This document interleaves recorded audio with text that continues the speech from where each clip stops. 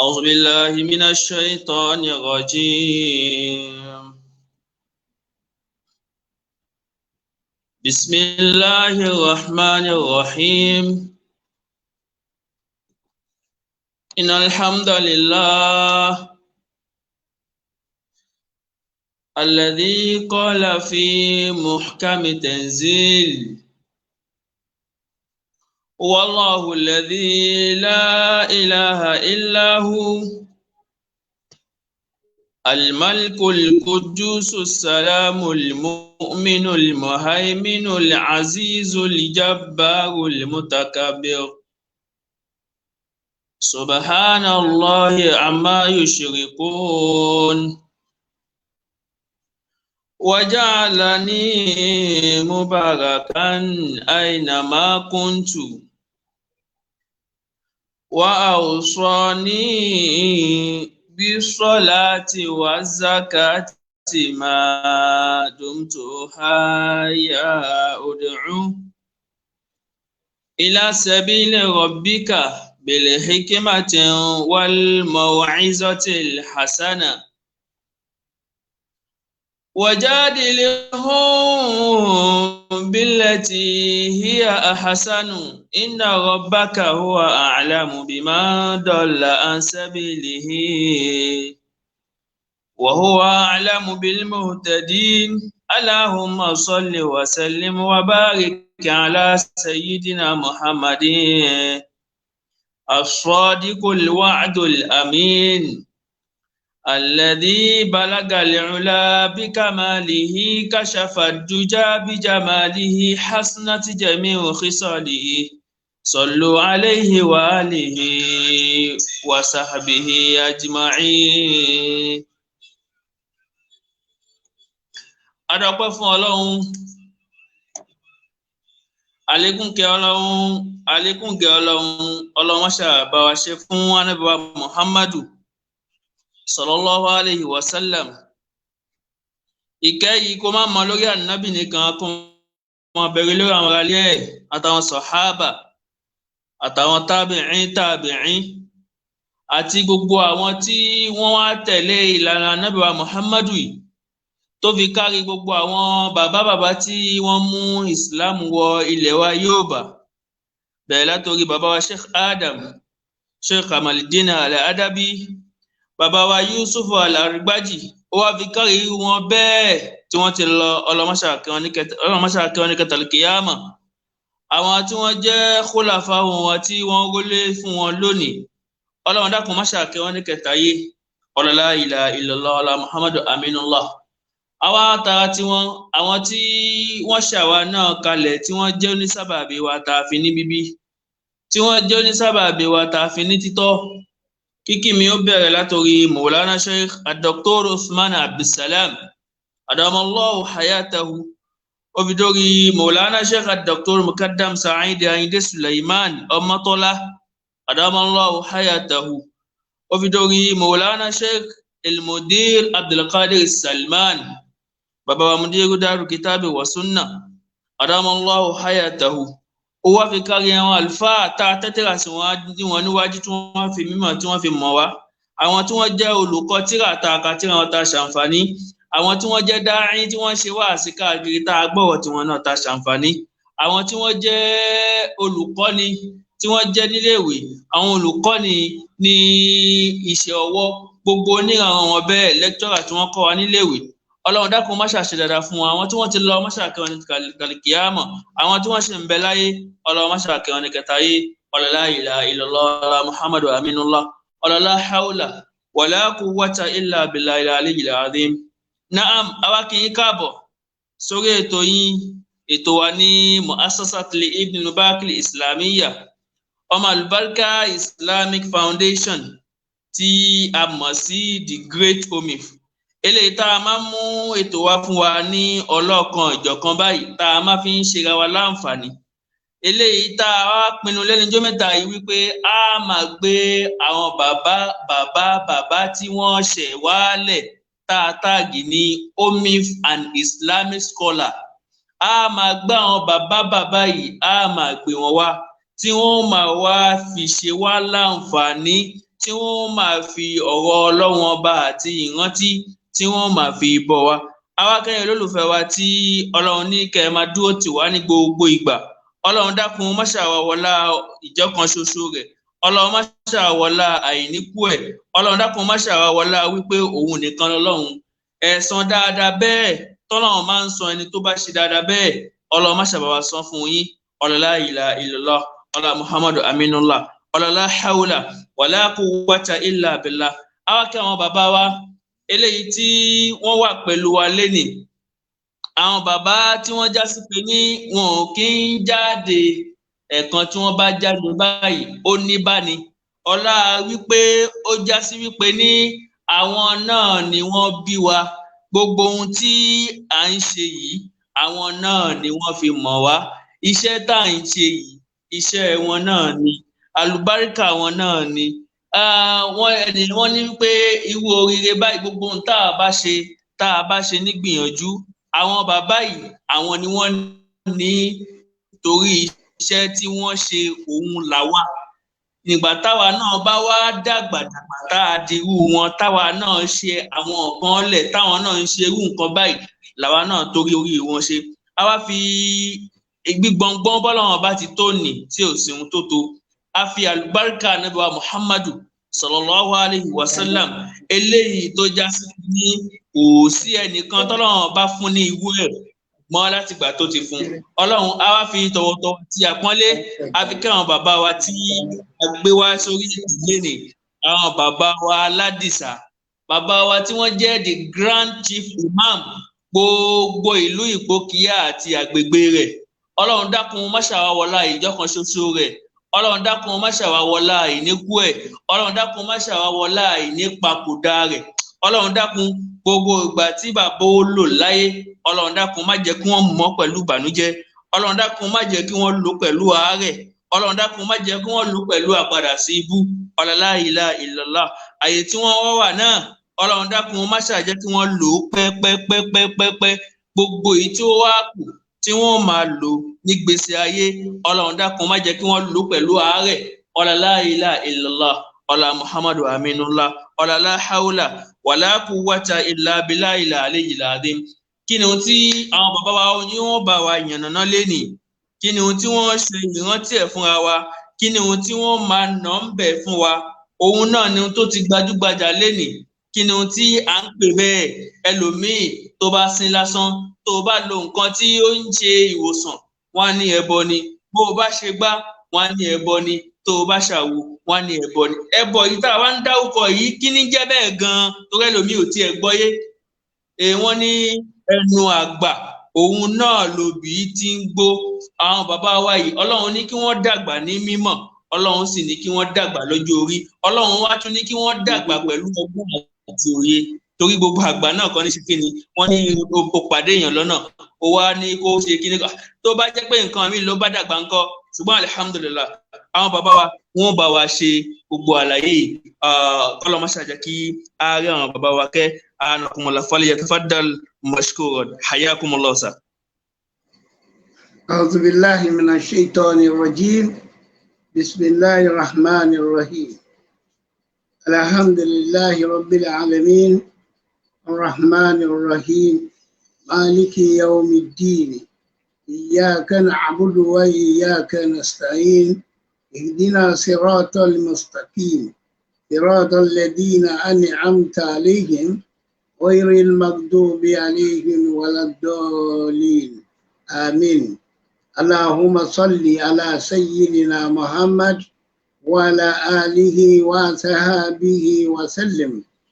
Adúpẹ́ fún Ọlọ́run ọba elétò tó dá ayé tẹ́nìkan ò bá dá, ọba tó dá ẹ̀dá sínú ayé tẹ́nìkan ò bá dá, ọba tó dá ọ̀sán àti òru tẹ́nìkan ò bá dá, ọba tó dá ìmọ́lẹ̀ àti òkùnkùn tẹ́nìkan ò bá dá, tójú òun náà ló dá. Ó wá dá wa ọmọ ànábì Ádámọ̀ sílé ayé láti fi ohun tí ń jẹ́ ayé hàn wá, ohun tó tọ́ tó yẹ ká ṣe àti ohun tí ò tọ́ tó fi gbogbo ẹ̀ hàn wá. Ọpẹ́ ni fún Ọlọ́run náà. atọrọ ìkẹ́ àti ìgẹ̀ fún Ànábì wa Muhammad sallallahu alayhi wa sallam ẹni Ọlọ́run gbé ayé fún tí ń jẹ́ Muhammad ìkẹ́ Ọlọ́run àti ìgẹ̀ rẹ̀ kó máa bá Ànábì títí lọ. Atọrọ fún gbogbo àwọn tí wọ́n rólé fún Ànábì tí wọ́n lo ìgbà náà tó sì dáa tí wọ́n ṣe àlàyé ohun tí ń jẹ́ Ọlọ́run àti ohun tí ń jẹ́ Ànábì tí gbogbo wa náà sì dé bá tá a tẹ̀lé. A ṣe àdúrà fún àwọn náà, àwọn tó ti lọ́nu wọn Ọlọ́run bá wa kẹ́ wọn, àwọn tí ń bẹ láyé Ọlọ́run bá dúró tì wọ́n la ilaha illallah. Atọrọ fún gbogbo àwọn àfáà àgbáyé Ọlọ́run bá wa pẹ̀lú ẹnì kọ̀ọ̀kan wọn la ilaha illallah la Qur'an lazim inna a'tainaka. Lẹ́yìn náà gẹ́gẹ́ bí ètò wa lónìí ni wípé kí ní tẹ̀ ń jẹ́ ẹbọ? Ṣé n tí a jẹ sínú lẹbọ ni? Àbí lára ohun tí a ń sè jẹ lẹbọ ni? Lára aṣọ tá à ń wọ̀ sóhun lẹbọ ni? Àbí nírí ìṣesí wa? Kí ní tẹ̀ ń jẹ́ ẹbọ ṣíṣe síwájú Ọlọ́run? Ọlọ́run fúnra ẹ̀ yànyàn náà lọ́tọ̀ọ̀tọ̀ fún wa ká lè bá a mọ̀, ṣùgbọ́n gẹ́gẹ́ bí ìpìlẹ̀ látorí baba ńlá wa Ádámù àti Háwà, mùsùlùmí ni gbogbo wa la wá sílé ayé látara baba ńlá wa Ádámù alayhi salatu wassalam. Baba ńlá wa Ádámù Ọlọ́run dá sínú ọgbà tí jẹ́ ọgbà ìdẹ̀ra, ó sì yọ ìyàwó rẹ̀ Háwà ní ẹ̀fọ́ta òsì rẹ̀. Nínú àwọn àlàyé tí ń bẹ ńbẹ̀, Ọlọ́run kìlọ̀ fún wọn, èyí ni kẹ́ ẹ ṣe o, èyí ni kí ẹ má ṣe. Ànábì Adam àti ìyàwó rẹ̀ wọ́n kọjá àyè wọn lọ́dọ̀ Ọlọ́run, Ọlọ́run sì bínú sí wọn. Bó ṣe wá bínú sí wọn tó, baba ńlá wa Adam ó tọrọ kí Ọlọ́run fi oríjì wọn àti ìyàwó rẹ̀. Ọlọ́run gbà, ó mú lọ lé àṣẹ, ṣùgbọ́n ká lè máa mọ̀ ohun tọ́lọ́run torí ẹ̀ dáyé fún, tó torí ẹ̀ dá ayé, tó torí ẹ̀ dá àwa ẹ̀dá ènìyàn ní àtòkè. Ó ní gẹ́gẹ́ bí ọ̀rọ̀ rẹ̀ sí ọ̀dọ̀ Ádámù, a'udhu billahi minash shaitanir rajim, bismillahir rahmanir rahim.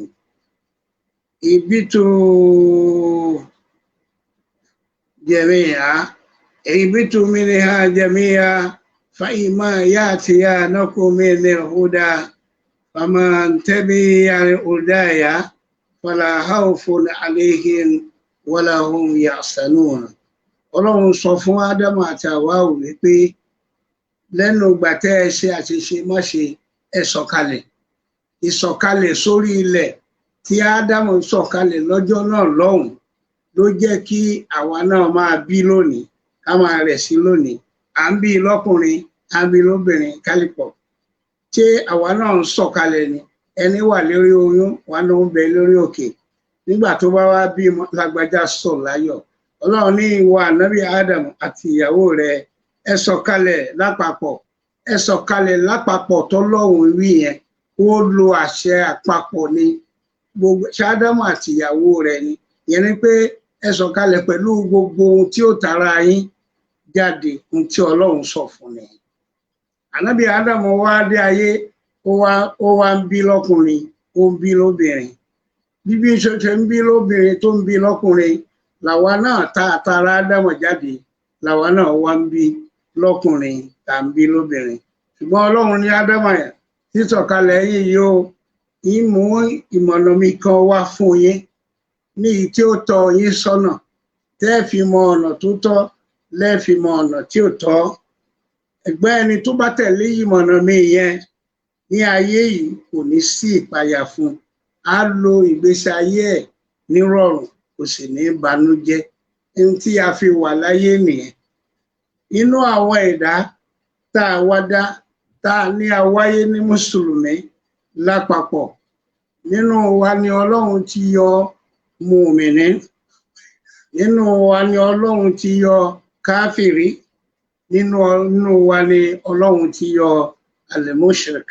ìyẹn ni pé ẹni gbàgbọ́ fọ́lọ́run nínú ẹ̀dá tọ́lọ́run dá sáyé ni ẹni ń ṣe èyí tí ń ṣọ̀hún tá à ń pè ní mùnáfìkì tó jẹ́ kèfèrí nínú àwọn ẹ̀dá tọ́lọ́run dá lọ́lọ́run ti yọ ẹni jẹ́ olùṣẹbọ pọ́nbélé látara ẹ̀dá tí Ọlọ́run dá yìí náà ló ti yọ ẹ rí i pé nínú àwọn tó jáde látara ànábì Adam nínú wọn náà ní gbogbo àwọn ọmọ tó bí ṣùgbọ́n ta ló kọ́kọ́ ṣe ọ̀rọ̀ Ọlọ́run òun náà ni ànábì Luqman alayhi salatu wa salam nínú suratu Luqman Al-Quran chapter 31 verse 13 وإذ قال لقمان لابنه وهو يعظه يا بني لا تشرك بالله إن الشرك لظلم عظيم ohun tí Luqman kọ́ sọ fáwọn ọmọ ẹ̀ nìyẹn láti lè yànnàná ohun tí Ọlọ́run fẹ́ àti ohun tí Ọlọ́run ò fẹ́ Luqman sọ fáwọn ọmọ rẹ̀ nígbà tó pè wọ́n tó ń ṣe wáàsí fún wọn ó ní ẹ̀yin ọmọ mi ẹ má ṣe ẹbọ pẹ̀lú Ọlọ́run kí ni jẹ́ ìṣẹbọ pẹ̀lú Ọlọ́run ẹ má bá Ọlọ́run wá orogún ẹ má bá Ọlọ́run wá orogún àdáparọ́ mọ́ Ọlọ́run ní kí ẹ̀dá máa forí balẹ̀ fúngi inú àdáparọ́ fún Ọlọ́run ní kí ẹ̀dá máa forí balẹ̀ fókúta nínú àdáparọ́ sí Ọlọ́run òun ni kéèyàn máa pe omi lọ́lọ́run tàbí kó pe oòrùn lọ́lọ́run tàbí kó pe òṣùpá lọ́lọ́run tàbí kó ní nǹkan tí ń lọ forí kanlẹ̀ fún lẹ́yìn Ọlọ́run. Ànábì Luqman alayhi salatu wa salam ó ní wọ́n ọmọ mi má ṣe ẹbọ kún Ọlọ́run o nítorí wípé ìwà orogún pẹ̀lú Ọlọ́run àdáparọ́ tí à ń pè ní àbòsí tó tóbi jùlọ ni ṣùgbọ́n wala tazidi zalimina gẹ́gẹ́ bí ọ̀rọ̀ Ọlọ́run illa dalala ẹni tó bá ń ṣe àbòsí sọ Ọlọ́run ò lè lékún fún nǹkan kan bí kò ṣe àti àánú dànù. Luqman ó ṣàlàyé nípa ẹbọ ṣíṣe fún àwọn ọmọ ẹ̀ kí ni nǹkan tó wí fún ọ ní wípé kí wọ́n máa jọ́sìn fún Ọlọ́run béèyàn ò bá wá jọ́sìn fún Ọlọ́run tó jẹ́ nǹkan míì ló ń sìn lẹ́yìn Ọlọ́run ó ń ṣe bọ pẹ̀lú Ọlọ́run nìyẹn gbogbo ẹni bá ń bọ òrìṣà ẹbọ ló ń ṣe pẹ̀lú Ọlọ́run gbogbo ẹni bá ń bọ igi tàbí ń bọ ọ̀pẹ tàbí ń bọ òkúta tàbí ń lọ júbà fún nǹkan míì bí ẹni da obì sílẹ̀ tàbí ìmáa forí kanlẹ̀ fún nǹkan míì yẹn pé ó ṣe ẹbọ sí Ọlọ́run ìyẹn jẹ́ ọ̀nà àkọ́kọ́ ẹ̀rí ohun tí ń jẹ́ mùmínì Ọlọ́run yànnàná ìyẹn náà sínú Al-Quran tá a bá wo Al-Quran Suratul Baqarah Al-Quran chapter 2 verse 3 to 5 Ọlọ́run ní alladhina yu'minuna bil ghaibi wa yuqimuna as-salata wa mimman razaqnahum yunfiquna والذين يؤمنون بما أنزل إليك وما أنزل من قبلك وبالآخرة هم يوقنون أولئك على هدى من ربهم وأولئك هم المفلحون صدق الله العظيم Ọlọ́run jẹ́ ká mọ̀ pé mùmínì ní ipa tiẹ̀ lọ́dọ̀ Ọlọ́run tí Al-Qur'ani sì jẹ́rìí sí Ọlọ́run nínú àwọn tó gbà fún wọn Ọlọ́run àti fún Ànábì Muhammad sàṣálá òun náà làwọn ẹni tó ṣe wípé wọ́n gbà pẹ̀lú ohun tó pamọ́ fún wọn kí ni ohun tó pamọ́ wọ́n gbà pé Ọlọ́run tá ò rí òun ní rí wa ẹni àkọ́kọ́ ni kò sẹ́ni tí rí Ọlọ́run ó pamọ́ sí wa wọ́n sì gbà á gbọ́ pé Ọlọ́run náà rí wọn wọ́n ń bẹ ní òkùnkùn ni wọ́n ń bẹ níta ni wọ́n ń bẹ ní yàrá ni gbogbo bíkíbi tí wọ́n bá ń bẹ wọ́n gbà pé Ọlọ́run pamọ́ sí wa àti gbogbo ohun tó dá ní nǹkan ìjìyà tàbí iná agbọ́ àti ìkẹ́ àti gbogbo ẹ̀ ó pamọ́ sí wa wọ́n sì gbàgbọ́ lẹ́yìn yẹn wọ́n jẹ́ ẹni tó ń jọ́sìn fún Ọlọ́run wákàtí márààrún wọ́n ń kí wọ́n bá ń ké eléyìí déédéé wọn ò fi nǹkan míì kún Ọlọ́run àwọn mùmínì nìyẹn. Nínú ìsí àrísìkí tí a ṣe fún wọn nínú ìjẹ ìmu wọn, wọ́n ná sójú ọ̀nà tọlọ́run. Fún ẹni tí kò sí wọ́n á fi fún, ẹni tó ní wọ́n á tún fún, wọ́n á fi ṣe tọlọ́run àti tànú Muhammad sallallahu alayhi wa sallam. Nínú àwọn tí ó gbà náà nìyẹn. Bákan náà àwọn tí ó jẹ́ mùmínì òdodo wọ̀nyí, àwọn ẹni tó ṣe wípé wọ́n á máa gbà fún Ọlọ́run ní gbogbo ìgbà, àwọn ni alladhina yu'minuna bima unzila ilayka wa ma unzila min qablika wa bil akhirati hum yuqinun. Ní tí wọ́n tún gbàgbọ́ òun ni pé Al-Qur'ani tá a sọ̀kalẹ̀ fún Ànábì Muhammad sallallahu alayhi wa sallam, wọ́n gbà ní tinú àtìta. Gbogbo ohun tí wọ́n gbọ́ ń bẹ̀, wọ́n gbà pé Ọlọ́run ló rán Muhammad sallallahu, wọn ò sì takò. Náà tó gbà fọ́lọ́run náà ni. Àti ohun tí a ti sọ̀kalẹ̀ ṣáájú fáwọn ànábì kan kí Muhammad tó dé, látorí àwọn ànábì tó ti rí kọjá títí wá dọ́dọ̀ ànábì Isa alayhi salatu wa salam. Ohun tí a sọ̀kalẹ̀ fún wọn, wọ́n gbà á gbọ́, wọ́n sì mú lò. Lẹ́yìn ẹ tó bá di alkiyama, wọ́n láti rere jẹ nítorí pé wọ́n ti gbà yí pé alkiyama ń bẹ. Ẹni bá ṣe dáadáa bẹ́ẹ̀ yóò rere jẹ lálkiyama. Ọlọ́run jẹ́ kí wọ́n mọ̀ dájúdájú pé ulaika ala huda min rabbihim wa ulaika humul muflihun.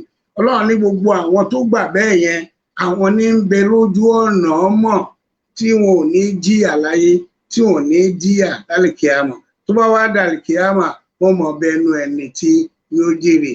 Àbọ̀ tí mùmínì nìyẹn. Kí ni wá ń jẹ́ káfìrí? Nínú mùsùlùmí láti yọ káfìrí. Hùsẹ́nì ṣe lọ́hùn, wọ́n ń pè ní mùnáfìkí.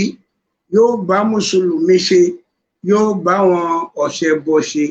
Láàrin ọ̀ṣẹbọ àti mùsùlùmí ní káfìrí wà. Ọlọ́run wá ṣàlàyé tiwọn náà nínú Suratul Baqarah.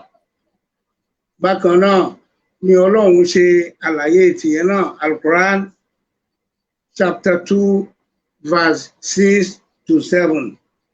Innal ladhina kafaru sawa'u alayhim a anzartahum am lam tunzirhum la yu'minun. Ẹ̀rí àwọn kèfèrí nìyẹn. Ọlọ́run ní kó rí àwọn aláìgbàgbọ́ tí ń ṣe àìgbàgbọ́ sọ́lọ̀. Bí ẹ bá ṣàlàyé fún wọn nípa ọ̀rọ̀ Ọlọ́run, wọn ò ní gbọ́. Bẹ́ẹ̀ bá sì ṣàlàyé fún wọn, wọn ò ní gbọ́, torí àti fi ṣe déédéé lọ́rùn wọn wípé aláìgbà ni wọn. Wọn ò ní gbọ́, wọn ò sì ní gbà rárá nípa pé wọn ò ṣe mùsùlùmí déédéé, wọn ò sì jọ́kan nú méjèèjì. Sawa'u alayhim anzartahum am lam tunzirhum la yu'minun. A ti kọ wọ́n lẹ́ni tí kò ní gbà rárá síwájú Ọlọ́run. Gẹ́gẹ́ bí àwọn tó jẹ́ òṣèyí ṣọ̀hún tá à ń pè ní mùnáfìkí nù. Ṣùgbọ́n kí ni wá ń jẹ́ ẹbọ ṣíṣe? Ẹbọ ṣíṣe, ẹni tí ń ṣẹbọ kò ní kírun, kò ní gbọ́ Ọlọ́run gbọ́, kò sínú mùnáfìkí gan, kò ní ṣẹ̀sìn, kò sì ní ṣèkan. Ẹbọ rẹ̀ ni ó bẹ̀rẹ̀ sí ṣe, bí ìmá bọ nǹkan, ìmá ta epo sílẹ̀, tàbí ìkórinjọ, tàbí ìkó igi, tàbí ìgbẹ́ ère máa pè ní Ọlọ́run.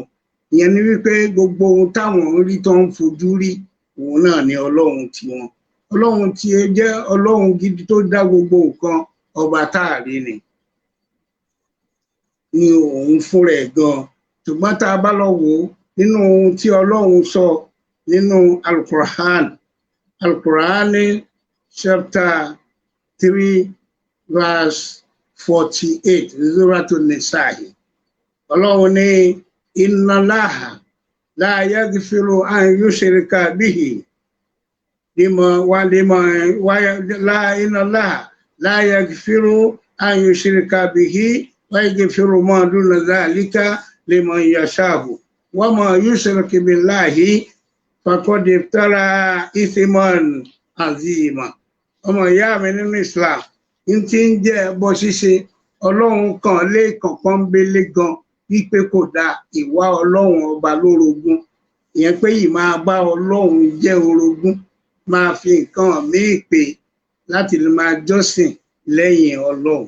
Ọlọ́run jẹ́ ká mọ̀ dájúdájú pé kò sí àforíjì, kò sí ìfojúdá, kò sí ìmójúkúrò. Ẹni bá wá Ọlọ́run lórogún tó wá orogún pẹ̀lú Ọlọ́run, Ọlọ́run ní òun ò ní foríjì. Ẹni pé títí ó lo ìgbésí ayé ẹ̀ kò mọ Ọlọ́run tó dá oòrùn, kò mọ Ọlọ́run tó dá òṣùpá, kò mọ Ọlọ́run tó dá atẹ́gùn, kò mọ Ọlọ́run tó dá ọ̀sán, kò mọ Ọlọ́run tó dá òru, kò mọ Ọlọ́run tó dá òkùnkùn, kò mọ Ọlọ́run tó dá ìmọ́lẹ̀, kódà kò mọ Ọlọ́run tó dá òun gan.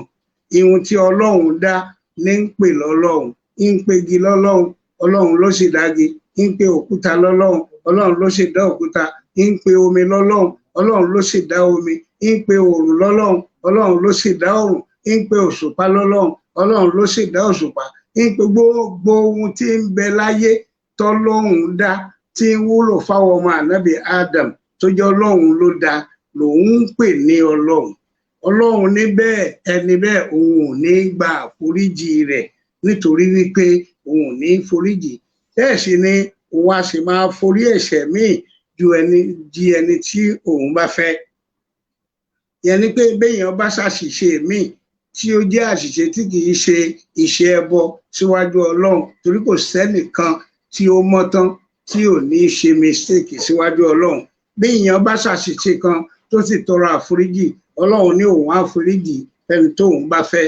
Ṣùgbọ́n ẹni bá wá ṣe ẹbọ sóhun Ọlọ́run tí kò fi pa ẹnìyẹn wá àdáparọ́ pẹ̀lú Ọlọ́run ní ẹ̀ṣẹ̀ tó tóbi jùlọ ni tí kò ní gba àforíjì ẹ̀.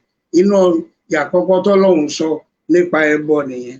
Bákan náà tá a bá tún wo Suratul Nisa, Quran chapter 2 verse 116, òun náà tún sọ, ó ní inna Allaha la yaghfiru an yushrika bihi wa yaghfiru ma duna dhalika liman yasha'u wa ma yushrika billahi faqad dalalan ba'ida. Ẹ wo irú ẹ̀ṣẹ̀ àti èsì tí Ọlọ́run fún ẹni tó bá ṣẹbọ. Ọlọ́run ní òun ò ní gba àforíjì ẹni bá ṣẹbọ síwájú òun Ọlọ́run tó mú nǹkan míì kó wọn lọ́hùn, títí rí pé Ọlọ́run nǹkan yẹn ní ń forí balẹ̀ fún, kò jọ́sìn fún Ọlọ́run. Lórí pé òun lè forí ẹ̀ṣẹ̀ jẹ tóun bá fẹ́, ṣùgbọ́n ẹni tó bá ṣe rí pé àárọ̀ rẹ̀, ọ̀sán rẹ̀ àti alẹ́ rẹ̀ ẹbọ náà ló ṣe tí fi ń wá orogún pẹ̀lú Ọlọ́run, Ọlọ́run ní òun ó sọnù ní nínú tí ò dáa àti tó jìnnà tefetefe nínú àná. Ẹni pé kò ní jẹ́ ẹni ire láyé, kò ní jẹ́ ní pàtàkì lọ́dọ̀ àwọn ẹni Ọlọ́run, yóò tún wá kú pẹ̀lú àìní èrè láyé àtàlùkìyàmà. Ibẹ̀ ni Ọlọ́run sọ nípa ẹbọ.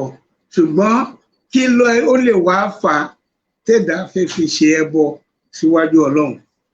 Ìyẹn bẹ̀rẹ̀ látorí ìrìn àjò àwọn ọmọ ẹ̀dá. Bí ìrìn àjò Ádámù ṣe bẹ̀rẹ̀, tọ́lọ́run ní kó lọ sórí ilẹ̀, àmú ìlànà ìmíwá bàbá ẹni tó bá tẹ̀lé yóò jẹ elérè láyé àtàlùkìyàmà. Ẹbọ ó bẹ̀rẹ̀ láti ìrìn àjò ọmọ ẹ̀dá Ádámù nígbà tí ń bẹ lọ́dọ̀ ọmọkùnrin àti ọ̀dọ́mọbìnrin. Gbogbo ohun tá à ń wí Ọlọ́run yànnàná ó kà á fún wa lọ́tọ̀ọ̀tọ̀. Ìrìn àjò ọmọ ẹ̀dá ni wípé láti kékeré ẹ̀ ó bàlágà. Ẹ rí pé Ànábì Lukman láti kékeré ẹ̀ ló ti sọ̀rọ̀ fáwọn ọmọ. Bó ṣe ń sọ̀rọ̀ fáwọn ọmọ yẹn ló dáa kí bàbá àti ìyá máa bá àwọn ọmọ tó bí sọ̀rọ̀ Ọlọ́run, kí ó máa fi ojú ọ̀nà Islam hàn àwọn ọmọ rẹ̀ tó bí. Ìyẹn ni ẹ̀kọ́ tí Lukman kọ́ wa. Àwọn ọmọ tá a bí sáyé yìí, ìrìn àjò wa ni láti fẹ́ ìyàwó. Ọkùnrin ó láti fẹ́ ìyàwó, bẹ́ẹ̀ lóbìnrin òun náà láti lọ lé ọkọ. Ibi tí iṣẹ́ wà nìyẹn. Ṣùgbọ́n ká wo pàtó kí ni Ọlọ́run fi sọ gangan fún wa. Tá a bá wo Al-Quran chapter 2 verse 221 Suratul Baqarah. Wala tankihul mushrikati hatta yu'mina wala amatun mu'minatun khayrun min mushrikatin walau a'jabatikum wala tunkihul mushrikina hatta yu'minu wala abdu mu'minun khayrun min mushrikin walau a'jabakum ulaika yad'una ila an-nari wallahu yad'u ila al-jannati wal maghfirati bi isrihi wa yubayyinu ayatihi lin-nasi la'allahum yatazakkarun. Sadaqallahu azim.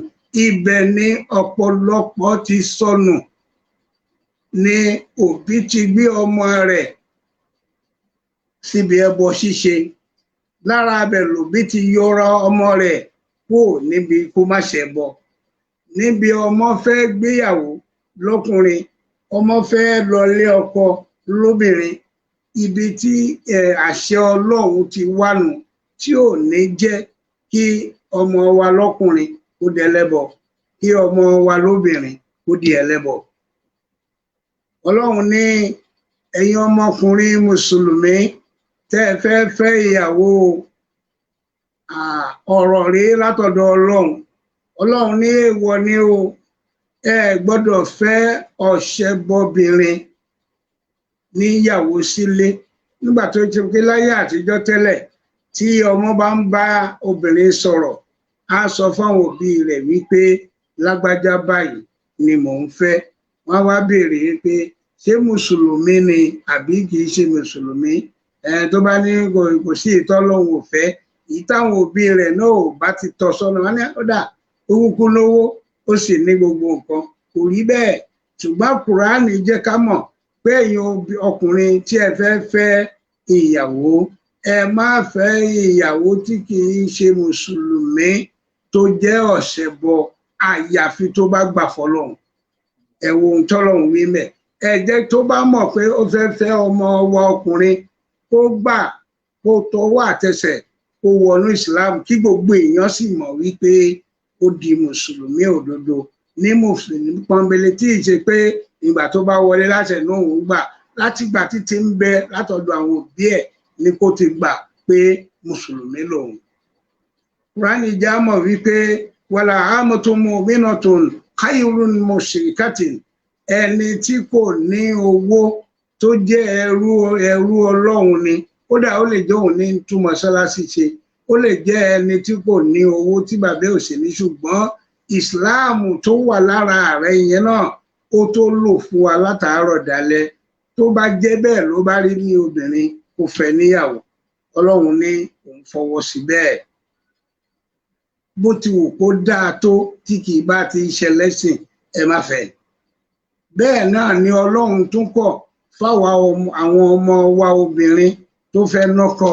Wàlà tunkihul mushrikina hatta yu'minu. Ẹ̀yin ọmọ obìnrin tẹ́ jẹ́ mùsùlùmí, èèwọ̀ ni o, ẹ gbọ́dọ̀ fẹ́ ọ̀ṣẹbọkùnrin. Ẹ gbọ́dọ̀ fẹ́ ọ̀ṣẹbọ ọkùnrin, ẹni tí í ṣe mùsùlùmí, tí kò jẹ́ mùsùlùmí, tó ṣe nǹkan kan, tó jẹ́ ọ̀bọ̀gi bọ̀pẹ̀ ni. Bó ti wù kó dáa tó, bó ti wù kó jó olówó tó, bó ti kó ní nǹkan tó, ẹ gbọ́dọ̀ fẹ́ àfi tó bá gbà pé òun á ṣe tọlọ́run àti tànábì, ó sì ṣe ní gbangba tí gbogbo èèyàn ó ti mọ̀ wípé ó gbà fún Ọlọ́run, ó gbà fún ànábì Muhammad sàsálà. Nítorí ẹrúkùnrin tí kò sí nǹkan lọ́wọ́ rẹ̀, tí kò ní owó, tí kò ní nǹkan kan, ó dáa ju ọ̀ṣẹbọkùnrin tó jẹ́ wípé ó ní owó, ó ní gbà, ṣùgbọ́n ìsìláàmù ò sí lọ́wọ́ rẹ̀, ẹbọ ní í ṣe. Ẹ gbọ́dọ̀ gbà kí ọmọ yín bìnrin ó fẹ́ ọ̀ṣẹbọkùnrin. ìhun tí àlàyé Ọlọ́run lérí eléyìí ìyẹn ní wípé mùsùlùmí kùnrin tó bá lọ fẹ́ ọ̀ṣẹbọbìnrin, gbogbo ohun tó bá kúrò lára obìnrin, lára ọkùnrin sára obìnrin yẹn tí wọ́n bá bí sáyé àti ọkùnrin obìnrin mùsùlùmí tó lọ fẹ́ ọ̀ṣẹbọ ọkùnrin, ìhun tí àwọn méjèèjì tó bá ti lè jáde lára wọn ó la ìka yẹ́dún ó ìlànà rí. Ẹ rí i pé kò sí èrè kan fún àwọn méjèèjì bí kò ṣe iṣẹ́ iná làwọn ọmọ ni ó máa ṣe. Bímọ ọ lè ní tológbé bàbá ẹ jẹ́ Ramoni, bàbá ẹ jágbọ́ ọjà o, wọn á sì ní àwọn fẹ́ mú lọ lé òrìṣà kẹmọ wípé ìgbà tí ò ti sí ìsìláàmù lára bàbá tẹ́lẹ̀ tàbí lára ìyá, àwọn méjèèjì á fọwọ́ sí pé kò sẹ́sìn, kò sí ìtì ìjẹsìn nínú gbogbo ẹ̀. Wúlà ìkẹyẹdùn náà ìlànà rẹ̀, gbogbo ohun tí kò ní èrè láyé àtàkìámọ̀ ibẹ̀ ni ìyẹn ó máa pè wọ́n sí. Ọmọ lè lọ ẹ̀sìn tó bá wù, ó lè máa ṣe ohun tó bá wù, ó lè máa hùwà tó bá wù, wọn ò ní lọ síbi tọlọ́hun àti ti àná Muhammad sàṣálá. Ṣùgbọ́n tí àwọn méjèèjì tó bá jẹ́ mùsùlùmí kùnrin, tí wọ́n jẹ́ mùsùlùmí bìnrin, tí wọ́n jọ fẹ́ra wọn, tí gbogbo ohun tó bá kú lára wọn, wallahu yad'u ila al-jannati wal maghfirati bi isnihi wa yubayyinu ayati linnasi la'allahum yatazakkarun. Ẹ rí wípé Ọlọ́run gan fún rẹ̀ yóò máa pè wọ́n lọ síbi jẹ́ iṣẹ́ àlìjánná. Bàbá ó máa kírun, ìyá ó máa kírun. Nígbà tí bàbá bá ń kírun, tí ìyá bá ń kírun, kí lọmọ fẹ́ máa wò? Ọmọ á jẹ́ olùsìn Ọlọ́run, bàbá á jẹ́ olùsìn Ọlọ́run, ìyá náà á sì jẹ́ olùsìn Ọlọ́run. Wọ́n jọ máa ṣiṣẹ́ àlìjánná papọ̀ àti ìrí àforíjì látọ̀dọ̀ Ọlọ́run pẹ̀lú àṣẹ Ọlọ́run. Ọlọ́run ní a ṣe àlàyé eléyìí fún àwọn ènìyàn bóyá àjẹ́ nìkan tí ó lè máa ronú. Ìyẹn ni pé láti bẹ̀ ni ó ti wọ́ wá ìmáa ṣe ẹbọ fún Ọlọ́run, ibẹ̀ ló ti wọ́ wá. Nígbà tí bàbá ò bá ti jẹ́ mùsùlùmí, tí ìyá ò bá ti jẹ́ mùsùlùmí, bẹ̀ ni wọ́n ti wá jẹ́ ọ̀ṣẹbọ. Àwọn méjèèjì wọ́n wá fẹ́ra wọn, mùsùlùmí kùnrin, mùsùlùmí bìnrin, wọ́n jọ fẹ́ra wọn papọ̀. Ẹ máa wo ọ̀rọ̀ Ọlọ́run, àwọn àfáà ṣe wáàsí níjọ́ tí wọ́n ń dà wọ́n pọ̀ gẹ́gẹ́ wọ́n ṣe yìgì wọn, wọ́n ṣe ìdàpọ̀ mímọ́. Tí wọ́n bá bára wọn sọ̀rọ̀ lọ títí, ibi tí Ọlọ́run parí ọ̀rọ̀ rẹ̀ sí náà ni Suratul Nisa, Al-Quran chapter 3 verse 36. Ẹ máa wo ọ̀rọ̀ Ọlọ́run, àwọn méjèèjì wọ́n fẹ́ wọnú ayé lọ, àwọn náà fẹ́ máa bí sí, wọ́n fẹ́ máa rẹ̀ sí. Ní tí Ọlọ́run sọ fún ọ ní pé wa'budullaha wala tushriku bihi shay'an. Ẹ máa wo ọ̀rọ̀ Ọlọ́run, yẹn ni pé gbogbo èyí tó kù, àkọ́kọ́ ni wípé Ọlọ́run ni kẹ́ máa jọ́sìn fún o. Yẹn ni pé ọmọ ọkùnrin àtọmọ obìnrin wọ́n ti fẹ́ra wọn, wọ́n fẹ́ kúrò lọ́dọ̀ ìyá, wọ́n fẹ́ kúrò lọ́dọ̀ bàbá tó jẹ́ mùsùlùmí, àwọn náà fẹ́ bẹ̀rẹ̀ ayé wọn tuntun. Ẹ wo ọ̀rọ̀ Ọlọ́run tó fi bọ́ wọn wípé wa'budullaha, Ọlọ́run ni kẹ́ máa jọ́sìn fún o, Ọlọ́run ni kẹ́ máa sìn o, tọlọ́run ni kẹ́ máa ṣe o, láàárọ̀ yín, lọ́sàn-án yín àti lálẹ́. Àmọ́ wala tushriku billahi shay'an. Ẹ máa mú nǹkan míì fún Ọlọ́run, ẹ má ṣẹbọ pẹ̀lú Ọlọ́run. Ìmá ṣẹbọ pẹ̀lú Ọlọ́run nǹkan burúkú ni. Ìyẹn pé wa'budullaha, tí Islam bá wà lára ọkùnrin, tí Islam bá wà lára obìnrin, wọ́n á mọ̀ wípé kò sí ohun tí Ọlọ́run ọba ò lè ṣe. Bẹ́ẹ̀ ni wọ́n á ti gbọ́ nínú ọ̀rọ̀ Ọlọ́run wípé Ọlọ́run ni Ọlọ́run ọba tí máa ń ṣe nǹkan fún ẹ̀dá. Nínú ọ̀rọ̀ yẹn ni ó ti yé wọn wípé walanabluwannakum bishay'in, nígbà pé èmi Ọlọ́run máa dán yín wò. Tí Islam bá wà lára ẹ̀dá, bishay'in tọ́lọ́run wí yẹn ni ó rọpọ̀ mọ́ ọmọkùnrin pẹ̀lú obìnrin tí wọ́n jọ fẹ́ra wọn. Ọlọ́run lè mú wá ó jẹ́ wípé kán máa bímọ, ọmọ náà máa kú, kán máa bí ó máa kú. Inú àdánwò Ọlọ́run nìyẹn. ṣùgbọ́n tọkàn wọn ò fi ní lọ ibi ìṣẹbọ sọ́lọ́run lọ́lọ́run ṣe ní wà abúdúlá. Ẹ jẹ́ kí ìjọsìn Ọlọ́run ó wà lọ́kàn yín o ní gbogbo àyíká ìtẹ́ bá dé wala tushriku bihi shay'an, ẹ gbọ́dọ̀ wá orogún pẹ̀lú Ọlọ́run. Ó ṣeé ṣe kí mi má tètè rọ́mọ bí wọn ní ó dìgbà tó bá lọ bọgbá tó bá lọ bàwo, ibi tí ẹbọ ṣíṣe ti ń bẹ̀rẹ̀ nìyẹn, wípé bóyá táwọn bá gbé oúnjẹ dédé igi bóyá yẹn ni ó ṣọmọ fún àwọn, tàbí táwọn bá bọ irin òun ni ó ṣọmọ fáwọn, tàbí táwọn bá bọ òkúta òun ni ó ṣe ọmọ fáwọn, tàbí báwọn bá ṣe ọkọ ọ̀run àbí gbà àbáwo ni ó ṣọ ọmọ fáwọn. Ọlọ́run ti fi ṣáájú fún wọn wípé màá mọ dán yín wò pẹ̀lú nǹkan. Ẹni tí mo dánwò tó ń bi tó ṣe ń dàgbà tó ṣe ń tọ́ nínú àdánwò ni, ṣùgbọ́n wà abudullah, báwo ni àwọn ohun tó bí náà àti lè dẹ́ ẹ wò látara wọn, ṣùgbọ́n wala tushriku bihi shay'an, ẹ ò gbọ́dọ̀ sí nǹkan míì lẹ́yìn Ọlọ́run. Tí Ọlọ́run wá wí gangan náà ni wípé ẹ̀yin obìnrin tẹ́ ẹ fẹ́ fẹ́ra yín pẹ̀lú ọkùnrin, tọ́lọ́run fi ń kàn ní ìkàn gidi gan ni wípé a gbọ́dọ̀ jẹ́ mùsùlùmí. Ani Abi Hurairah radiyallahu anhu ani nabiyyi sallallahu alayhi wa sallam qala tunkahu al-mar'atu li'arba'i limaliha wal'isabiha ولجمالها ولدينها فابصر بذلك الدين تربيات يداك رواه البخاري ومسلم. Ọlọ́run jẹ́ ká mọ̀ dájúdájú wípé agba ọ̀rọ̀ yìí wá látọ̀dọ̀ Abi Hurairah tóun náà gbà lọ́tọ̀dọ̀ Ànábì Muhammad sallam. Ó ní Ànábì ní ẹ fẹ́ obìnrin nítorí nǹkan mẹ́rin. Obìnrin ẹ fẹ́ nítorí nǹkan mẹ́rin.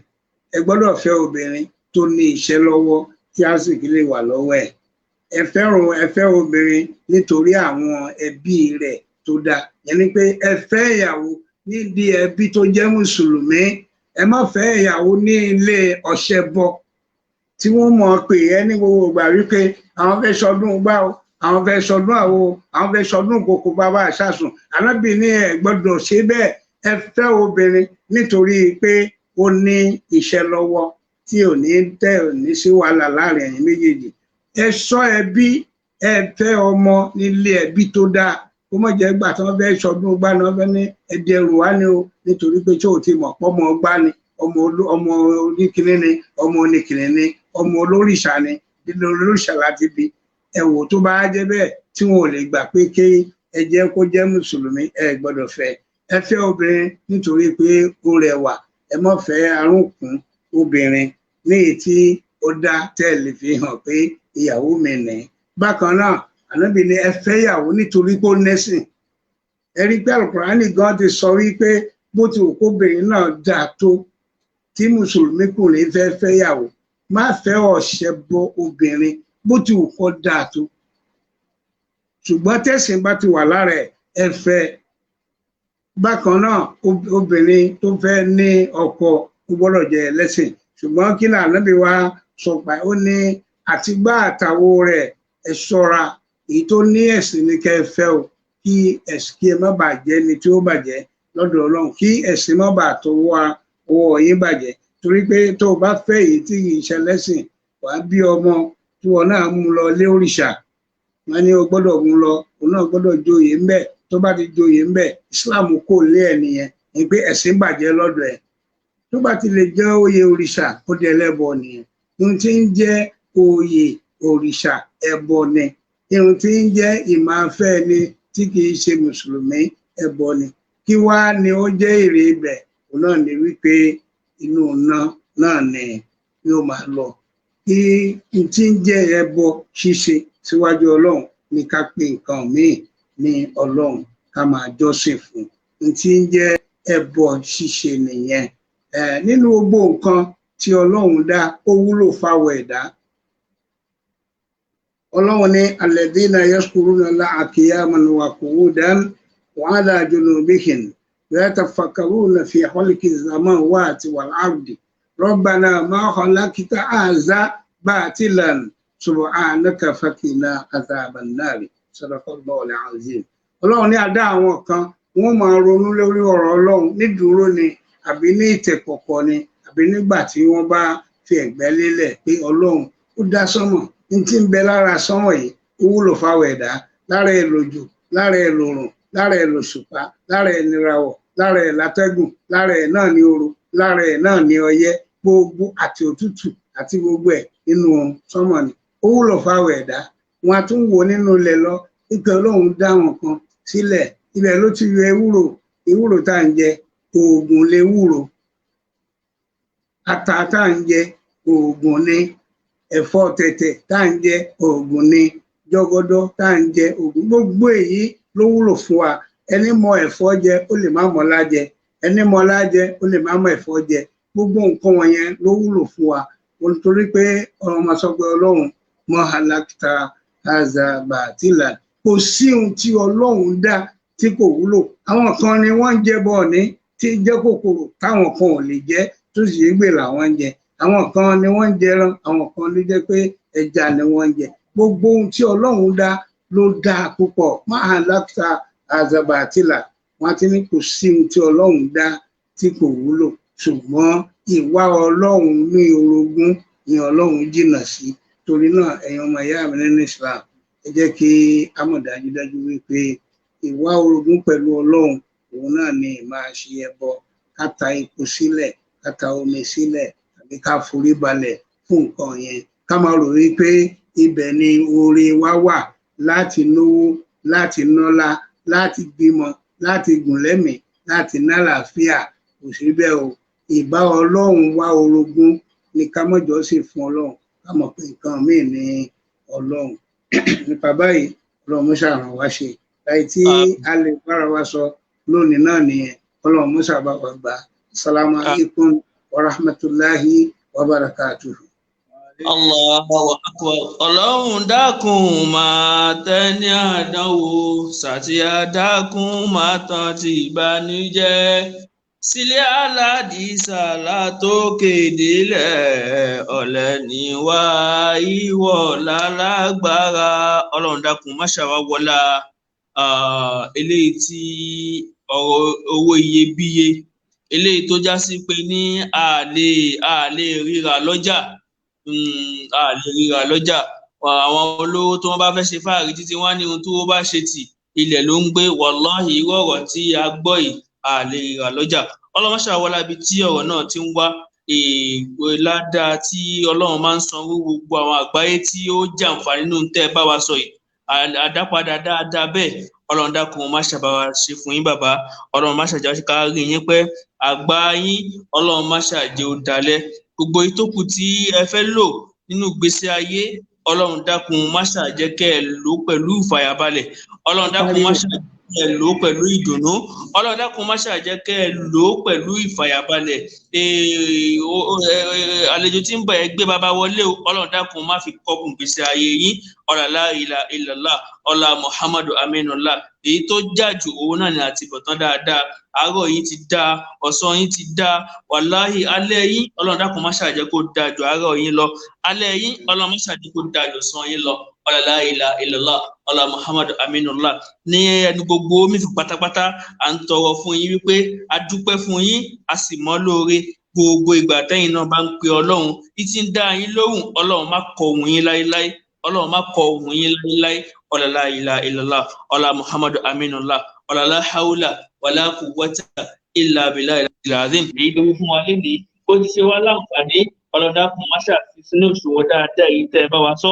Àwa tá a gbọ́ náà má ṣàfi sínú òṣùwọ̀n dáadáa nìkankan wa. Ọlá la ilaha illallah, ọlá Muhammadu Aminullah, ọlá la hawla wala quwwata illa billahi al-azim.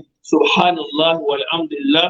ولا إله إلا الله الله أكبر ولا حول ولا قوة إلا بالله العلي العظيم. سبحان ربك رب العزة عما يصفون والسلام على المرسلين والحمد لله رب العالمين.